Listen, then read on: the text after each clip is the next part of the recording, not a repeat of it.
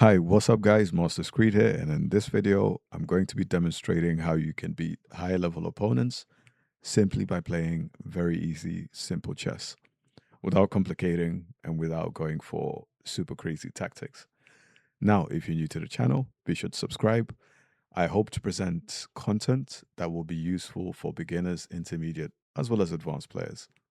Now, that being said, I also want to make my videos fun and engaging. So stick around, and hopefully, I'll be the next best chess channel on your list. Now, let's go for 10-minute speedrun. We'll do one game, then quick analysis, then I gotta go. We have a 1970 from Poland. So we are currently 1977, tracking our way back to 2000. Let's go. Let's go for Scandinavian as usual. And let's see what our opponent does. I'm going to explain every single move since it's rapid and we have time. Now, I usually go for the queen variation, where you take back with the queen. However, in this game, I'm going to go for the modern variation. I don't like the queen variation because it usually walks into the line where you lose a lot of tempi from the queen. And he goes for the pan of transfer. So we play c6, here we capture back, and hopefully next we get e5. Now, up until now, this was theory, so not much to explain really. Let me explain up until here. So he takes here. We understand that taking with the queen is bad. We lose tempi.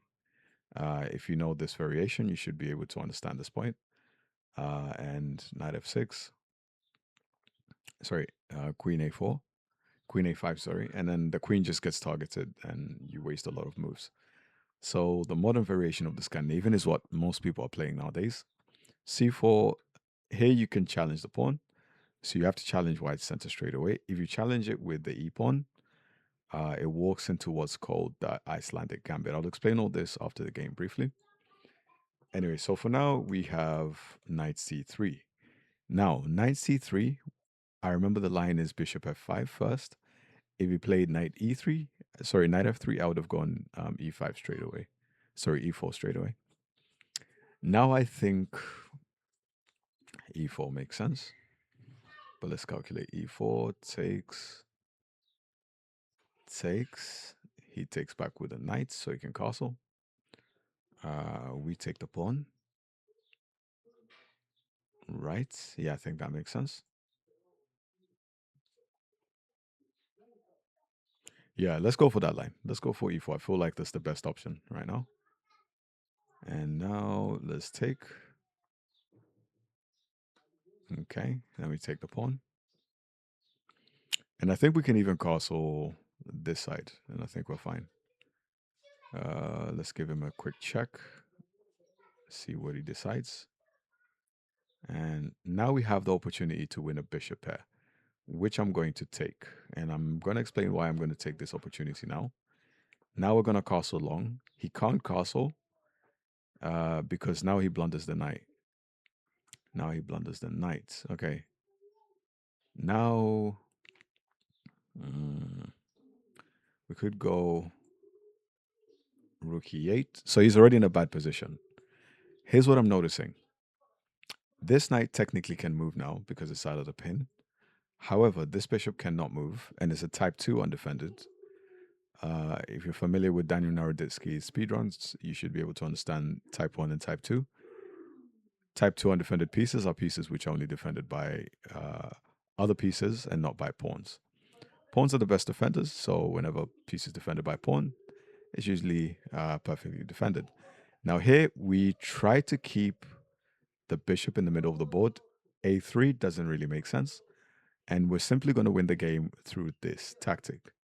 So here we take first, and next move, we pin the bishop, and the bishop cannot take. We win the game on the spot. And I guess this was basically a very theoretical game, so I can't really say it was a simple game necessarily. But I think you guys understood the point. Now, this should be, I guess, mainly a lesson to beginners that you have to understand opening theory.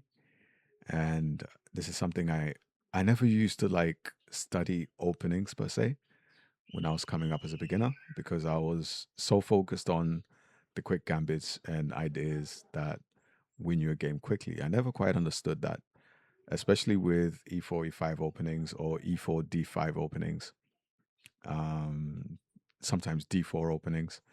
They're full of so much theory. And if you're not familiar with the theory, it's very easy to get lost during the game.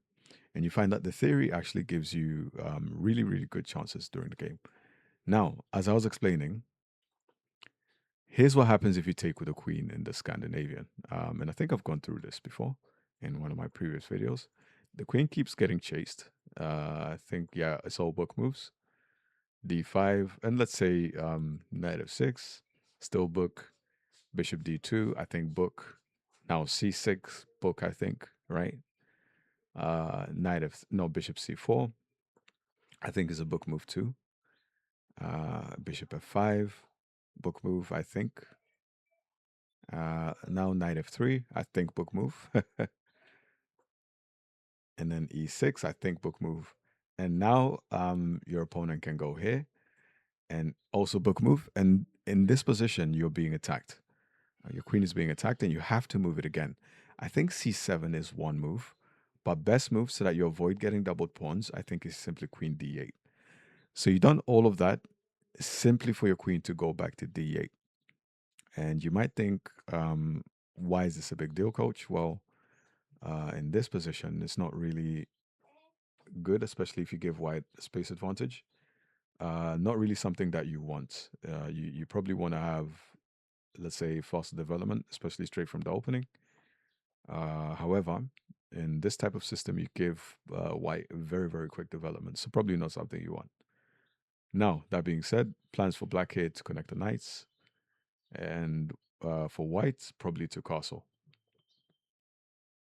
Now, that being said, let's rewind a couple of moves. In this position, the opening that I have gone for nowadays is what we played in the game, which is knight f6. And this is the modern Scandinavian. And there's many, many variations that you can get into. Too many for me to get into in this game. Let's just focus on the one we have. Sorry, in this video, let's just focus on the one that we have now. So in this position, you have two options. You can play c6 or you can play e6. If you play e6, you get into what's called a Panov transfer. And this is a book move. Sorry, not Panov transfer. This is called the Icelandic gambit. And here, this really helps you get fast development. So it's very much in the realm of theory and you're still very, very fine. I guess next move could be d4, which I think is a book move, if I'm not mistaken, threatening this. So here I would probably play c6 just to stop this clamp of, okay, computer's saying that's a mistake. So what's the best move here? Probably a check, I guess. Yeah, probably a check. He blocks, you take, he takes with a knight, and you just castle and you get into a very simple game. He'll probably go d5, you bring your bishop to d7, maybe play c6 later on, and you're fine. Now, what we got into, actually, probably should have gone for the Icelandic gambit. It was probably a lot simpler.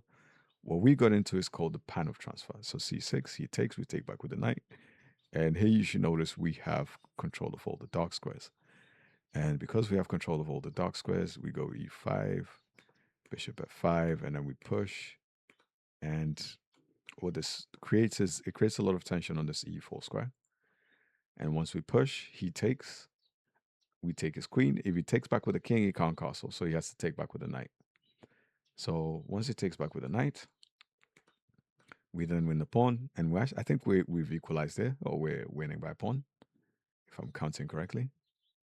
No, we're still behind. We're still behind. He has more pawns. Okay. Still. Now, yeah, he made a few mistakes here. So I think he was just supposed to block with a knight, if I'm not mistaken. Yeah, I think. What was he supposed to play here? Let me check. Is he not just supposed to go there? Sorry.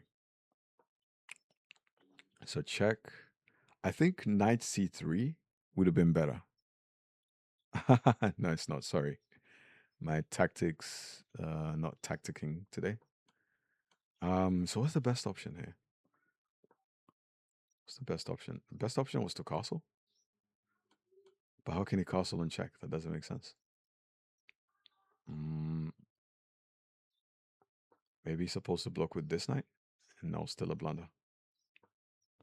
Ah, I think King of One just does the trick. Yeah, King of One. I remember this. Yeah, King of One. I was trying to figure out what was the best line.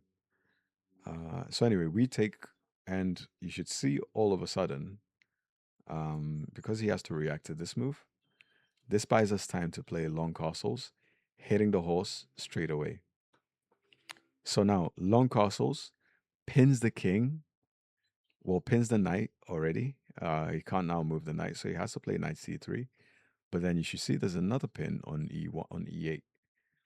So we play rook e8. In fact, knight d4 was probably stronger. Anyway, we take and then boom, we win with the pin. Oh, that rhymes. Anyway, you get my point. So not exactly very simple chess necessarily, contrary to what I was aiming for.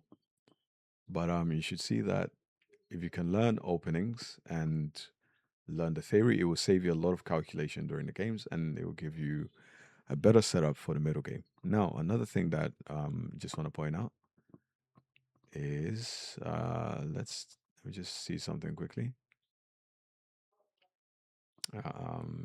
Let's see.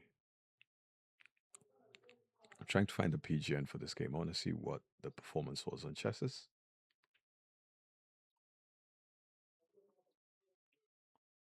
Okay, let's copy the PGN. And let us paste it on chesses and let's see what we have. Chess.com claims 95% accuracy. Let's see what the engine on chesses says. And here, okay, we have 92% accuracy, so not as good. Okay, I'm not sure what we missed. But I'm more interested in the opening. My main, let's say the brand of chess that I teach is solid openings. Once you have that, everything else is easy. Bishop f5. Now, by the way, if he goes knight f3, if he goes knight to f3, then here you play e5 straight away. Sorry, e4. And then takes, then you get into the same type of variation. King takes, knight takes, and then bishop e3. Otherwise, the knight will have a fork of the king and rook. And usually how that game goes is after takes, queen takes check, king takes, knight takes, bishop to e3, bishop c5. Probably he will take, come on, the arrows are not arrowing today. So let me just draw the arrows again, there. Check, king takes, knight takes.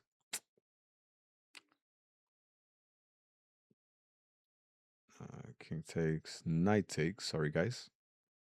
Bishop e3, bishop c5. He takes, you take with a knight. Maybe knight c3. Then you pin the knight. He will probably go bishop e2. You will castle in that position. Sorry, let me do that again. You will castle in that position. It should be this way actually. I don't know why I'm moving it to b8. After castling, where's the king going to move? Probably, can even block.